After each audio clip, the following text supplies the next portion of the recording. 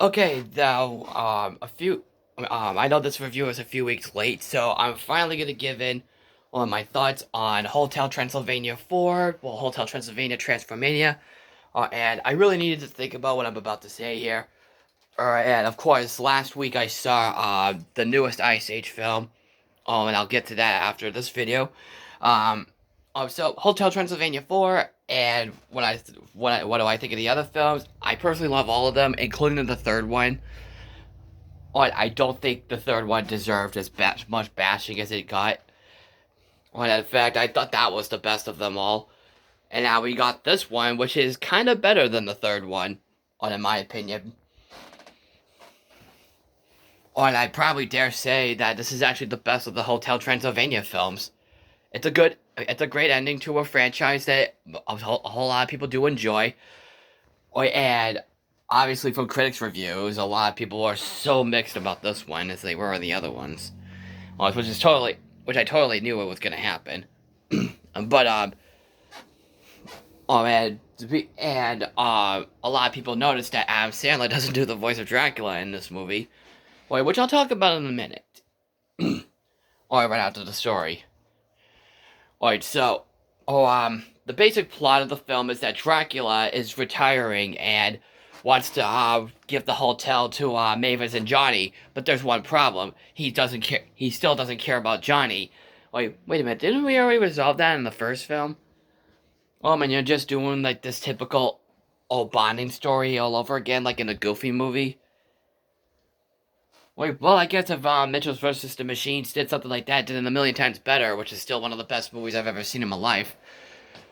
This is still done very well here too, though. But basically, let's just keep on going. Johnny wants, when Dracula makes up a lie, which is a typical liar revealed story. He makes up a lie that the hotel's expanding, and says in order for Johnny, to run the hotel, he has to be like a monster. So Van Helsing, from the last film, comes in and tries to help him out a bit. And he's not the bad guy here. He was just trying to help poor Johnny out. He transforms him into a monster, and then Dracula finds out, and then he tries to transform him back into a human. But then, something goes awry. From the ray from his monster-making machine, not only does it turn him into turn Dracula into a human, but everyone else that's from a monster transforms into a human. The only one that didn't get affected was Mavis, of course. It's because she didn't know anything about it yet. The other characters, like Frankenstein, and the werewolf, of the mummy, and on the Invisible Man, are all turned into humans. One of them, Murray, is turned into a very old pharaoh. Frankenstein is turned into a very handsome guy. And I guess the Invisible Man is what people got so pissed off about. Is that he doesn't look so handsome? He looks more like a dorky kind of guy, or whatnot. I personally didn't. Honestly, I wasn't really bothered by it, especially how David Spade still did the voice of him. And he still got a lot of good laughs out of me, because it's David Spade. And Steve Buscemi's character, the werewolf, turns into a regular house husband, with a beard, and Blobby just turns into a friggin' thing of gelatin, which I think that's very funny. But I actually really think these ideas in this movie are probably some of the best I've seen in the end of the movies. But I also really like how Dracula and Johnny try to form a friendship around the time, and when Johnny is still trying to earn the trust from Dracula, but Dracula is still being a pain in the butt or whatnot. But a lot of the comedy that involves him, him getting physical comedy and getting hurt or something, is so freaking funny. It gets a ton of good laughs out of me. The plane scene, for example, and he's afraid of heights, and when those gremlins are screwing around the plane, Oh, and the speed of the animation in this movie is so freaking funny. Oh, and I will say about the animation in this film, I think the animation is probably some of the best in these movies as well. And that's another reason why I think this is the best of the Hotel Transylvania films. It's also the funniest of all of them. The animation is so quick and it knows what it wants to be, cartoony and stuff, just like in the other films. Oh, then I really think they really nailed it here in this movie as well. The only surprising thing about there are a few surprising things about this film. Is that is that Dracula and Adam Sandler and Kevin James didn't return to do their voices, and Getty Tartakovsky didn't return into the director's chair. Instead, we got the guy who helped up with the SpongeBob cartoon, with the first few seasons of SpongeBob, and helped up with Adventure Time with Finn and Jake. Like, I think it's Derek Diamond, or Diamond, I can't pronounce his name right. But Getty Tartakovsky still wrote the script, and it still feels like his movie. Wait, Brian Hall, who I have heard about, is it's actually a really good voice impressionist, and for him to do the voice of Dracula, even though I personally prefer Adam Sandler, I will admit that Brian Hall actually does a really, really great job as Dracula. That's the one thing I have to really admit. Because his voice actually sounds almost identical to Adam Sandler, and he's really that good of a voice impressionist. Not just good, but a great voice impressionist. And the guy who does the voice of Kevin James's role, Frankenstein, actually does also do a good job as well. All the other characters from the last film, like Erica, or voiced again by Catherine Hahn, who plays as Agatha the Witch, in WandaVision.